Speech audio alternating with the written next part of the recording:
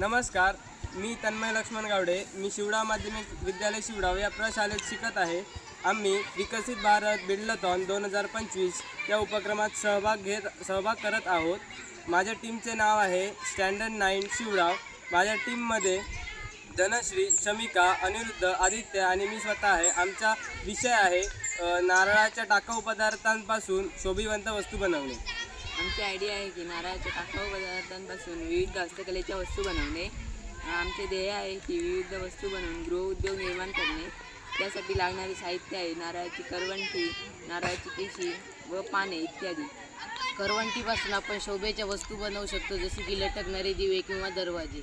अंगठी ठेवण्यासाठी बॉक्स. करवंटीचे 2 भाग करून त्यावर नक्षीकाम करून किंवा रंगकाम करून अंगठी ठेवण्यासाठी एक सुंदर बॉक्स बनवू शकतो. लहान प्राण्यांसाठी घर.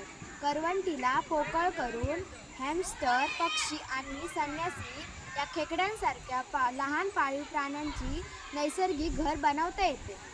त्याचबरोबर तुम्हाला हे सर्व करायचं झालं तर एक नारळ स्वच्छ धुवून घेऊन तो तुम्ही स्वच्छ घासायचा आहे. घासल्यानंतर तो गुळगुळीत झाल्यानंतर तुम्हाला त्यावर सजावट व नक्षीकाम करण्यास सोपे जाईल. त्यानंतर तो जोडायचा झाल्यास दोऱ्याच्या साहाय्याने ते तुम्ही जोडू शकता. धन्यवाद.